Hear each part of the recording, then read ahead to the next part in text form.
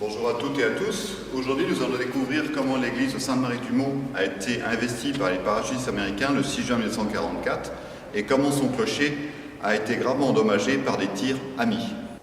L'histoire de cette église remonte au XIe siècle, au début de l'art roman, par la construction de ce qui est aujourd'hui la nef centrale. L'église fut agrandie par étapes successives au cours des 5 siècles suivants. Son clocher culmine sous cette forme depuis la fin du XVIIe siècle à 65 mètres au-dessus du niveau de la mer, offrant ainsi un magnifique panorama sur cette région. En l'espace d'un millénaire, elle a été agrandie, transformée, endommagée par les guerres, la Révolution et la foudre qui s'abattit sur le clocher un jour d'été à la fin du XIXe siècle. Mais elle sera toujours réparée, restaurée et embellie.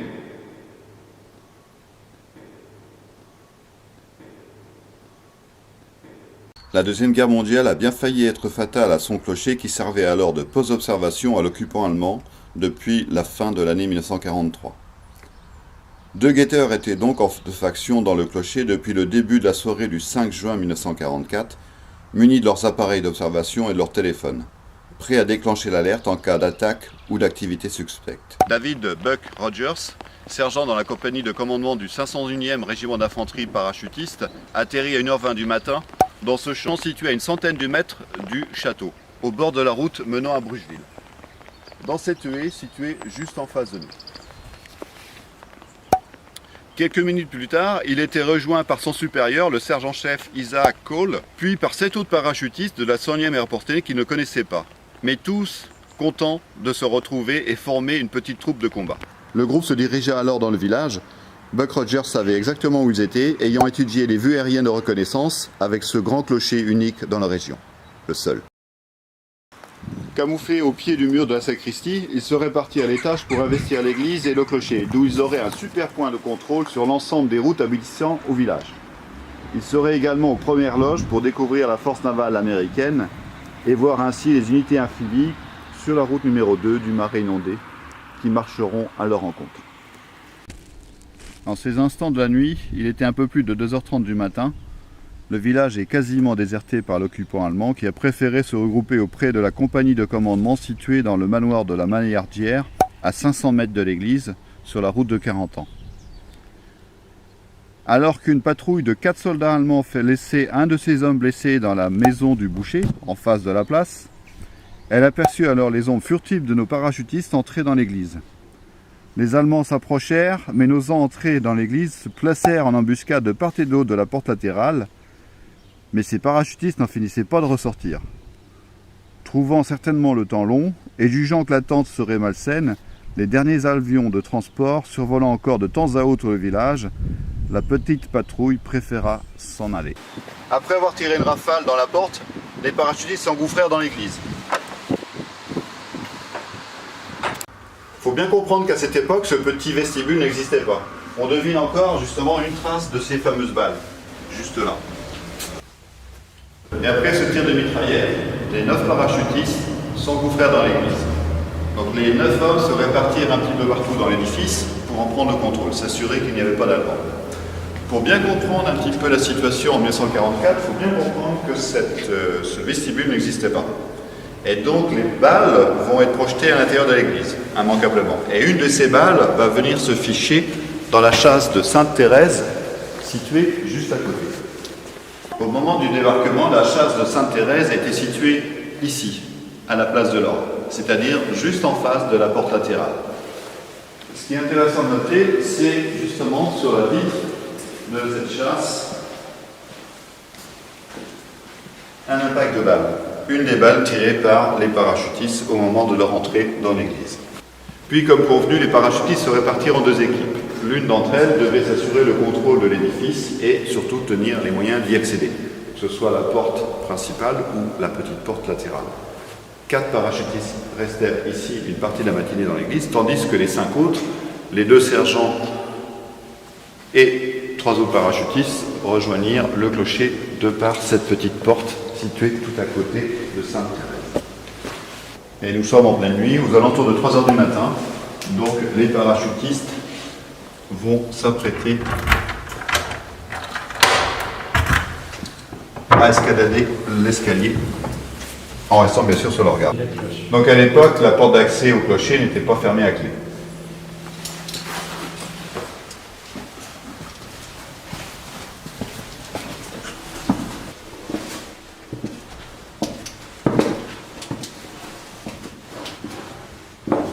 Donc les parachutistes, en montant l'escalier, en fait, arrivent à ce niveau, à cette première porte.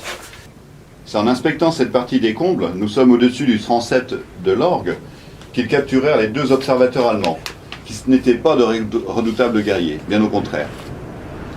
Et de toute manière, qu'auraient-ils pu faire, seuls, complètement isolés dans leur tour, avec un téléphone dont le film avait été sectionné? Rien d'autre que de se rendre. Après avoir capturé les 2 soldats allemands, l'équipe du sergent Cole poursuivit leur progression vers le haut du clocher.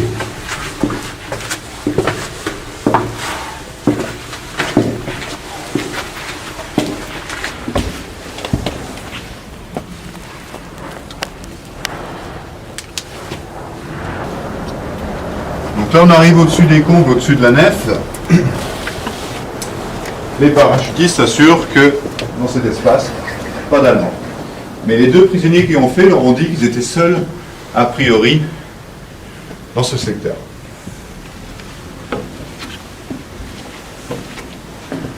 Donc en étant sur leur garde, ils s'assurent que tout est sous leur contrôle, qu'il n'y a pas un Allemand prêt à leur tirer dessus. Là il fait jour, mais il faut imaginer en fait de nuit, escalader à un lieu inconnu de nuit, surtout cette fameuse nuit, les hommes progressaient vraiment en étant sur leur garde.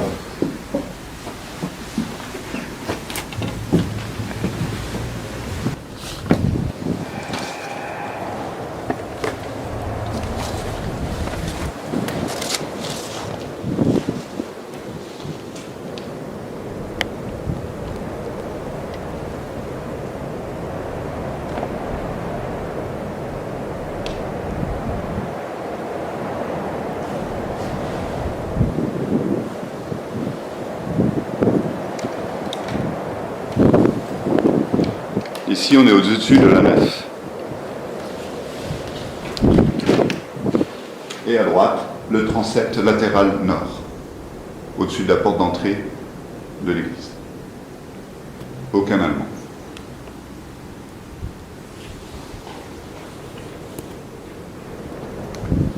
Et l'escalade se poursuit méthodiquement.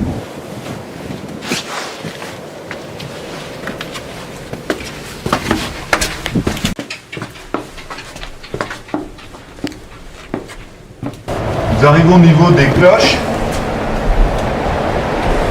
On n'est pas encore arrivé au sommet du clocher. Le plancher qu'on voit là, juste au-dessus, la coupole. Une petite salle où était justement aménagé le poste de guet des 2 Allemands. Et là aussi, au cours d'inspection, tout est en ordre.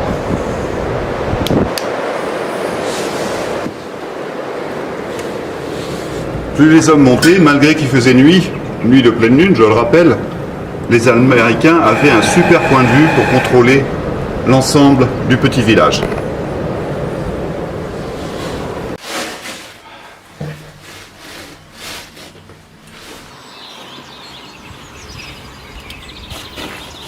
Nous sommes ici au niveau de la tour carrée.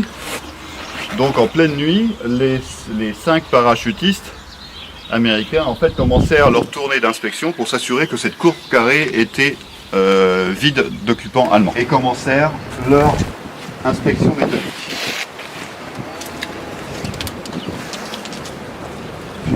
Ici, plein est, on peut découvrir au loin la pointe du Hoc d'ailleurs. Ici déjà, c'est un super point de vue de tous les alentours. On devine les marais juste en face de nous qui sont au niveau de la ville de Carentan. Et on va rejoindre la position face à la mer.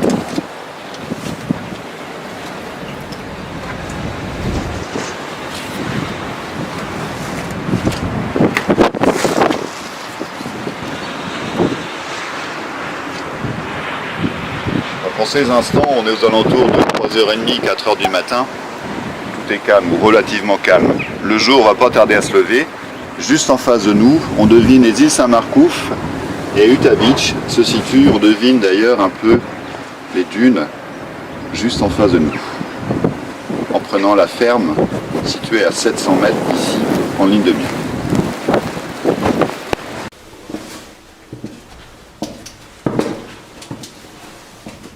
Et là, nous arrivons au point culminant du clocher, un clocher qui a été construit sous le temps de Louis XIV, c'est-à-dire au XVIIe siècle. On devine encore sur les côtés certaines gravures, plus ou moins anciennes, la plus récente, 1949, signée Dorfer.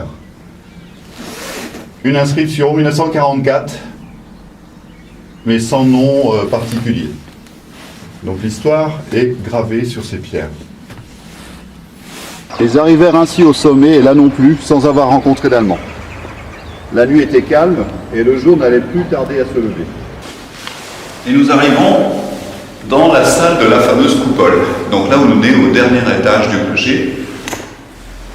Cette coupole est très intéressante, parce que c'est là qu'était justement installée la chambre de guet, en fait, des deux guetteurs allemands. Et on peut y voir nombre d'inscriptions, plus ou moins anciennes, en particulier celle-ci, signée d'Émile, 1941, en pleine occupation. Et ce visage féminin, fait par l'occupant allemand pendant la guerre, sous l'occupation, l'année n'est pas indiquée, entre 1941 et 1944. Autre inscription datant d'occupation, Adolphe, anonyme, 1941. Une autre signature datée du 13 septembre 1941, signée Leclerc Alain, ou Allen, et juste au-dessus, comme une note de musique, 1942. Autre dédicace intéressante, Eric Bayer, octobre 1943. Donc les deux guetteurs allemands ici étaient dans un univers bien particulier. Le poste de guet, c'est une salle de repos, une salle de travail, tout simple, il faut imaginer deux lits de camp, une table, deux chaises, de quoi se restaurer, se reposer. Bien sûr, le téléphone, avec le fil qui rejoint le sol pour communiquer avec la commande tour. Lorsque le jour se leva, vers 5h15, les 5 Américains se mirent alors en position d'observation aux 4 horizons et attendirent la suite des événements. Dans quelques instants, ils seront les témoins du bombardement naval et aérien de la côte. Un spectacle qu'ils n'oublieront pas. Avec leurs jumelles, ils pourront même observer les barres d'assaut approchant du rivage. C'est dans ces instants critiques qu'ils aperçurent une moto-chenillée Kattencrad allemande, venant certainement de la plage, avec un soldat aux commandes et un autre à l'arrière. Le conducteur s'arrête au niveau de la devanture du poissonnier, qui était alors une crèmerie. L'autre à l'arrière en descend et s'écroule soudainement, touché par des tirs provenant du clocher ou de la porte latérale, selon les récits des villageois témoins de la scène. Le conducteur de la chenillette, sans se retourner, appelle son camarade. Il veut alors reculer son engin, se redresse de son siège. Un coup de feu retentit, il s'écroule mortellement blessé. Le tir provenait de l'église. Une autre villageoise découvrira plus tard dans la matinée le conducteur mort, tandis que le moteur de la moto continuait de tourner. Hormis ces événements tragiques, la matinée se déroula sans anicroche notable. Le bourg était désormais sous le contrôle des parachutistes. C'est un peu avant 13h ou 14h à l'heure allemande, tandis que le premier char amphibie de la colonne venu depuis la plage arrivait à l'entrée du bourg. Le sergent Rogers et ses hommes déployèrent alors leur drapeau de reconnaissance de couleur orange. Quand soudainement un obus tiré depuis l'ouest frôlait le clocher. Comprenant la situation, ils n'eurent que le temps d'arriver au niveau de la tour carrée, qu'un autre obus percutait la tour au-dessus d'eux, occasionnant de sérieux dégâts.